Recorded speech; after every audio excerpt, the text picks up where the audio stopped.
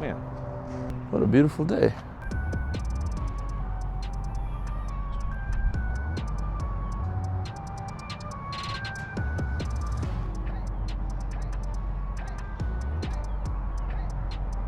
If I'm being honest, I really feel like social media ruined dating.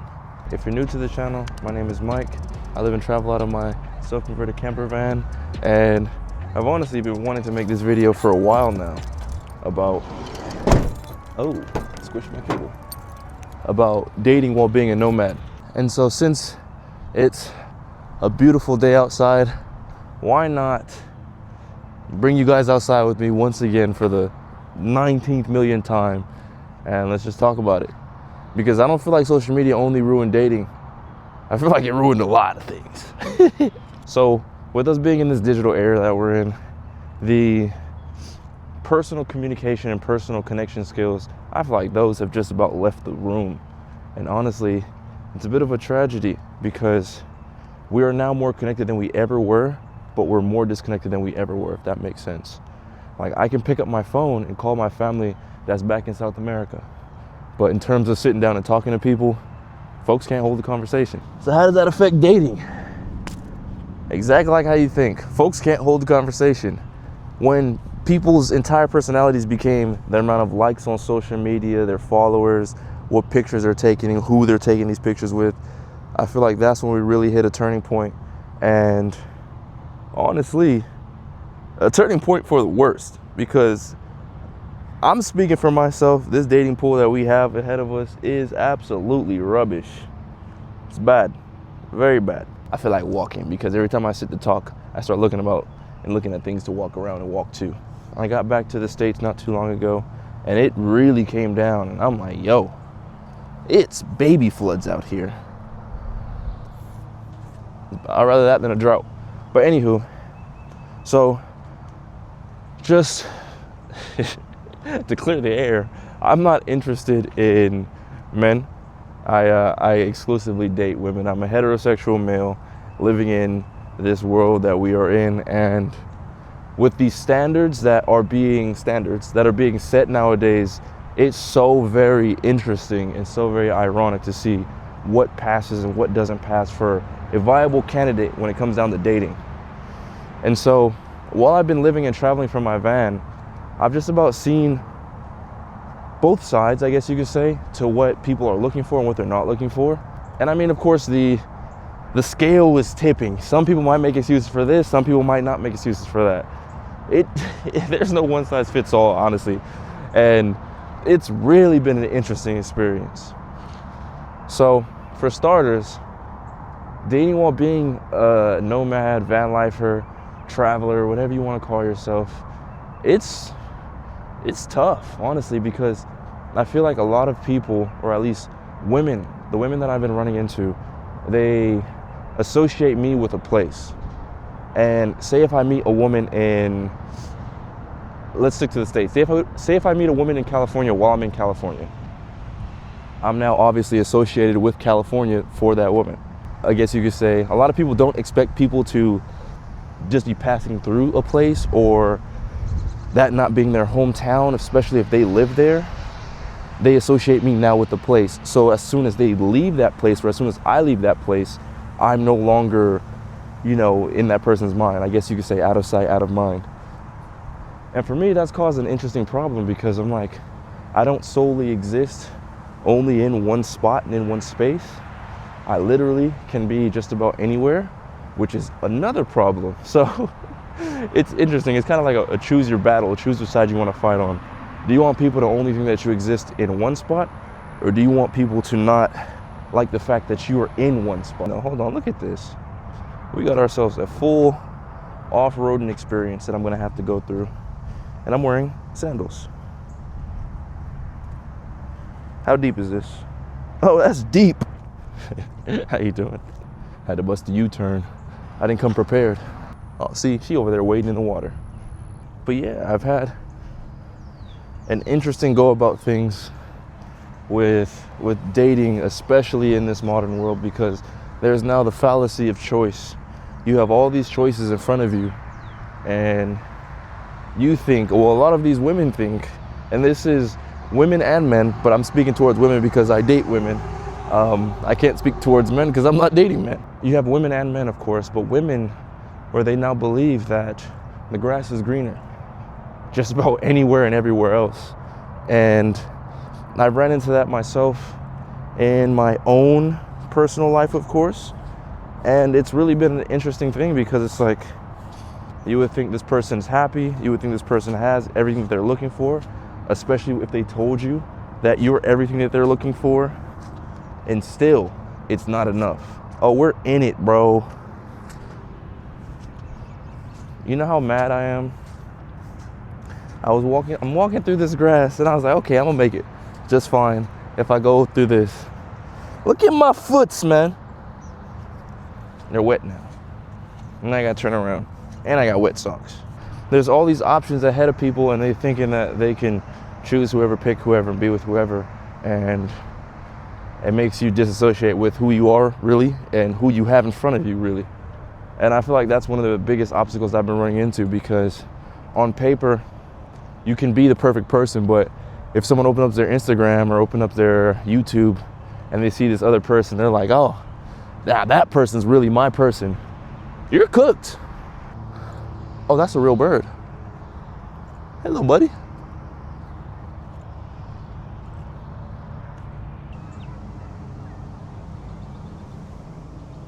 So, where does that leave us? Now that we have all these choices, options, and pieces available, that leaves us with a society of people who are looking for more when they may have what they already need and want, or a society of people who just believe that there's always something better than what they have. So now you may ask the question, so Mike, what that got to do with you? Let me tell you, I have seen it, been around it, been through it, and does it make me hopeful for dating in 2025? Because 2024 wasn't it. 2023 started the reason of me being a nomad. And so, how does that make me feel moving forward? Not the most hopeful, but I do believe, goodness gracious, if that's really loud, I'm sorry. I do believe whatever's for me and whoever's for me, if they're out there, they're going to be out there regardless of my proximity. So that's one thing that's been kind of my saving grace, is the fact that whatever's for me is going to be for me and I can't miss it. Now, is it for lack of trying that I'm single? I wouldn't say so. Hey, look, also, I'm missing all these shots because it's my first time touching the basketball in like 3 months. I might be lying and exaggerating on that a little bit, but bear with me. There we go. I told you, bear with me. Don't come out here and get your ankles broken now. Anybody out here watching this, woman only. I have to specify, no thanks to myself after my previous video. If you didn't see it, check it out here. Now I have to specify, yes, women only. We out here playing for hearts. So if you want to challenge me one-on-one, come out here, come get broken down, loving basketball style, and then we can talk. Oh, got him. You might win, actually. I'm kind of garbage. Take these keys out, they're messing with my jumper. As a little bit of a story, since you guys love the stories, last year while I was in Colombia, I met this girl through one of my classmates, and I thought we hit things off and things were going great. And so from conversation to another conversation, we met up again in person, X, Y, and Z. Things were going quite ravishing, if I might add. But when it came down to things, I believe she tied me to just Colombia, right? She was from the States. I don't remember exactly. I do remember where. Don't care to disclose. She was from the States. And I was visiting Colombia from the States. I wasn't fully living there yet. And I don't understand what happened there. I'm not owed an explanation. But when I say things were going well on my end, there are things that I saw and I was like, okay, well, it's not the end of the world and no one's perfect. And so I'm not gonna hold anyone and tie anyone to this box of like, you don't check all of these boxes and spaces. From our conversations, things were going well. We were on the phone one night for like 5 hours or something crazy like that. And that is not something I've done since high school. And mind you, this is last year. And so I'm like, oh, things are going really good with this girl. Then we met up the following day. Things were going well. She seemed a little bit off-putting about being around me. And I was like, hey, look, if you want to invite our mutual friend, so be it. I'm not really pressed about it. I'm not trying to make you feel like you need to only be around me right now, but I did find it a little bit strange. Long story short, her trip was coming to an end, mine wasn't. And towards the end of her trip, she was just like, you know what? Hey, it was nice to meet you. I hope that you have a good rest of your trip or something like that. I don't remember exactly the message, but it just left me confused. And honestly, I was like, man, this is the kind of the world we live in. Now, I don't know if she only tied me to being in Colombia or if she made her own assumptions about me being in Colombia, but walking away from it all, I was just like, why are you wasting my time? So, being that I am now 25 and still looking to date, I am really just at a point where I'm tired of wasting my time. So how has dating been for me? It's been a waste of my time. Last year when I came back to the States after Colombia and I was helping my sister in Arizona because she was prepping to buy a new house. Shout out to my sister Loretta. If you see this, I love you. You're doing great things and I'm up next. She was buying a new house and so she needed help with a few things here and there. And as you can assume by me building my van, I'm pretty handy when it comes down to things. And so I met this girl who was unironically from the same city that I grew up, well, not grew up in, but spent a lot of time in. I went to the same school as her, and then we basically were only a year apart. And so I'm thinking, how have we missed each other all this time if we are so, I guess you can say, attracted to each other, or if things are aligned. If I make this, you owe me $50. You didn't see that. Wait. If I make this, you have to like, comment, and subscribe from this point on in my channel. Damn it! If you can still do me the favor of doing that, it really helps the channel out a lot. I appreciate you.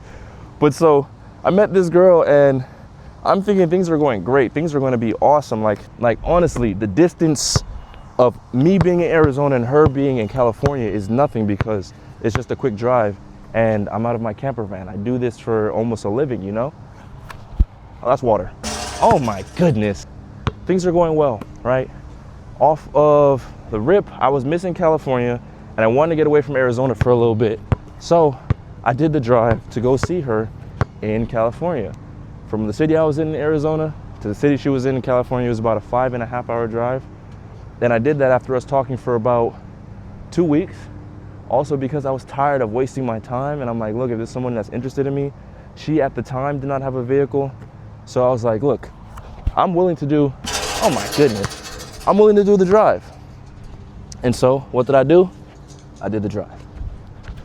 I get over there and for this specific trip, I didn't take my van. I took my truck because it was still in Arizona at the time. And so I took the truck and oh my gosh, and we had a great time. That's essentially, our first date was like 24, 48 hours or something like that because we just spent the weekend, Saturday and Sunday, together. I really shouldn't have made that claim for the love and basketball thing because if there's any hoopers out here watching this, female hoopers to be exact, I'm cooked because unless I have competition, I suck. So if you're bad too, then that love and basketball saga is not gonna go very far. But anywho, so I did the drive and now comes the time for me to say goodbye. I say goodbye and I start heading back to Arizona. Head back to Arizona. We start talking again about, we continue talking obviously. And about a month goes by and her birthday's coming up. And so this is where things kind of took a turn because she wasn't originally planning to be in California for this birthday. And so with her being in California, it threw off her plans. Long story short, I did the drive yet again to be there for her birthday because I was like, how nice would that be for you to spend your birthday with someone who you say you want a future with, and then for me to meet your family. Now, of course, again, as I mentioned the timeline, things haven't progressed, I guess you say, too far. This isn't months into the process. This is maybe a month and a half into the process. And so things are still fairly new. To make a longer story short, I feel like us Caribbeans, we do this long story short and then we go the long route. And now you're sitting there like, okay, long story short, where's the short part of the story? Long story short, I gotta get close to y'all when I say this. I just wasted my time. So for dating, for me, honestly, I do not feel like it is something that is essentially the most viable for a lot of my generation, for a lot of the generation that's coming after. The generation that's coming after me is absolutely cooked. Was briefly interrupted by an alarm. But so, I was born in '99. I guess you could still say a 90s baby. The generation of, what is it, Gen Z? They're absolutely fried. I don't know how to describe it. They are uniquely and intrinsically fried. So I'm not dating in Gen Z or Gen Zers, but for my generation still, it just seems like such a tall task and such a hassle to meet someone who wants a genuine connection. And then also with that being said, it is a unique conversation to tell someone, hey, I don't have an apartment, quote unquote, a house. And at the time I was having the conversation of, I don't have a job. I do YouTube and social media content creation in that sense, but I don't necessarily have a 9-to-5 W-2 job. These things don't scream stability, especially since I'm also young. For me, they screamed instability. They screamed, you are running from something. They screamed X, Y, and Z, you aren't going to be my comfort. And so that's why I necessarily couldn't blame people when it came down to from how it sounded of who I was. But then again, it just completely seemed like it was disqualifying my personality. Now, me personally, I think I'm a pretty great guy. Anyone's gonna say that about themselves unless they're having self-esteem issues, but I feel like I'm a pretty cool guy. But so dating, while being a nomad, while being a van lifer, has been so very interesting because some people want you to have all the stability in the world. And even when I had that and I was dating, it wasn't enough. And then some people, they love the fact that you're an adventurer, just not for them. So for me, it's been an interesting ride, and honestly, one that I am not the most inclined to be a part of because I feel like it's a waste of my time. Now, I could be wrong. Of course, I'm holding out on who God has for me. But right now, yeah, man, it's not looking good. The ways in which I've approached dating are, of course, I love conversation.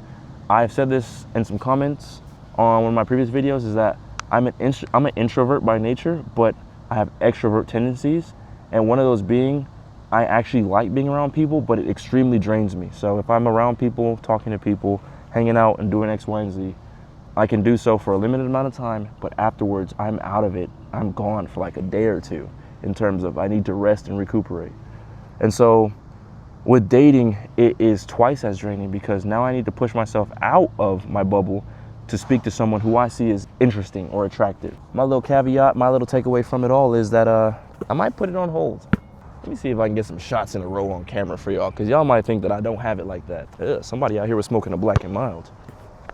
You deserve Christ.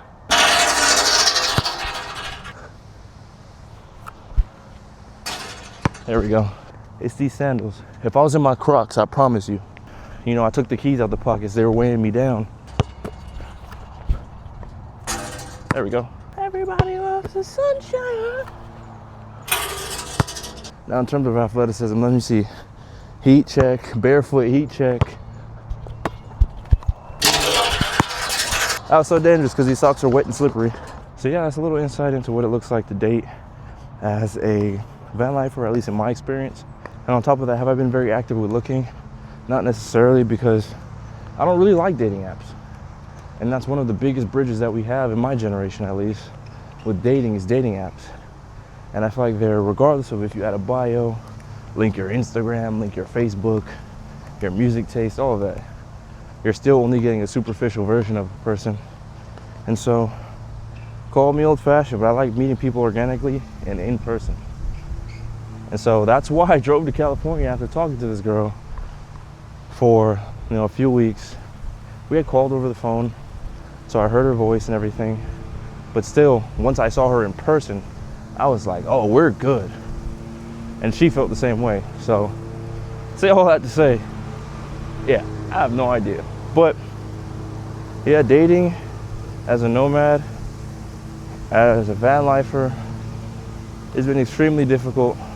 And you would think now that I have the ability to be anywhere, it would get easier, but I feel like that's not helping it. And honestly, when things aren't meant for you, they're not going to be meant for you. But when things are, nothing can stop it.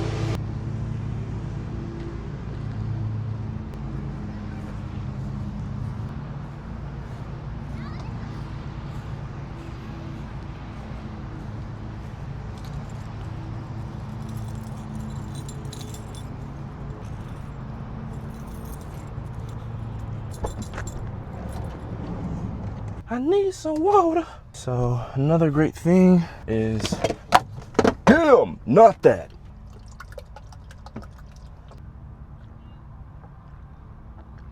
The daggone, the basketball got me a little tired. It's 60 degrees outside. How am I this tired? I hope that paints a picture to what dating looks like as being a nomad.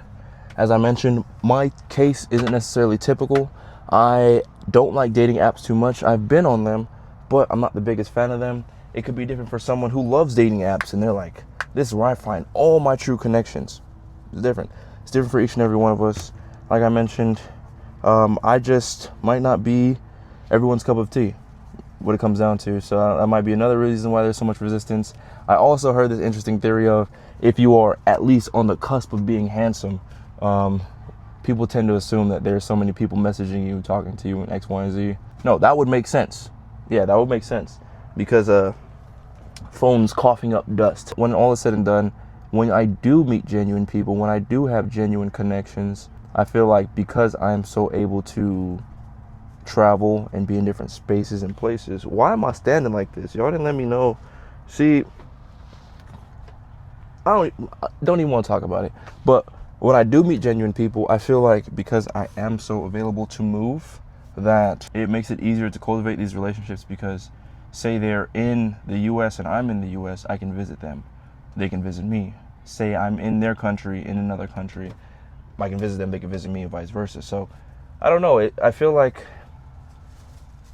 again, with having so much availability in terms of location, it's the same thing with having so much availability in terms of choice. You know, people think, and I really do feel like me being able to be in different places has been taken advantage of like, oh, you could just come see me whenever. So I don't have to apply so much pressure or pay so much attention. I don't know. The whole thing to me doesn't make any sense, but it's not for me to figure out because what's for me will be for me regardless of what happens. And I'm not stressed about it. I'm not worried about it. So my dating life has been interesting. I have met genuine people, and I have met people who aren't so genuine and aren't so sincere. Does that stop me from being hopeful for the future? No. Because as I mentioned, whatever's for me will be for me. So, yeah, that's what it is. So if you enjoy this video, if you're looking forward to any other videos, or if you have any questions about me, van life, or if you would just like to support me, I have built out a SKOOL Group community, and we have a growing community. You can join the group as support. I would absolutely love that because it does cost a little bit to run this SKOOL community because on the back end, I am paying for the service so that I can put out more and more information for you all. So those of you who are in there taking advantage of this community, I appreciate you. And those of you who aren't, thank you for the support by being a part of the community. And if you're looking to join, the next 50 members can get in for the very, very low price of $3 a month. $3 a month is cheaper than a cup of coffee, honestly. And I know people are spending more than $3 a day on cups of coffee. Now, I am by no means entitled to anything that you own, but if you would still like to support me, if you would like to support the channel, the vision of sharing this type of lifestyle, not just only the van life lifestyle, the nomadic lifestyle, jump over there, click the link in the description, and you can sign up for the SKOOL Group. And then also you would get inside information towards some of my travels, some of the things that I have going on, as well as be joining another community there, one that is just really passionate about getting out there and traveling. So I need to get back to work. I took a little bit of a lunch break to go for a stroll because I intermittent fast throughout the day. So until I'm off the clock, I don't eat. I might make something small right now because I did burn some calories, but I have to get back to work. There's some trapping I gotta do. If you enjoy my content, feel free to give me a like, comment, and subscribe. If you don't enjoy my content, send it to 3 of your family members so that they can like, comment, and subscribe in your place. I appreciate that. And I look forward to seeing you guys on the next one. And until then, Mike.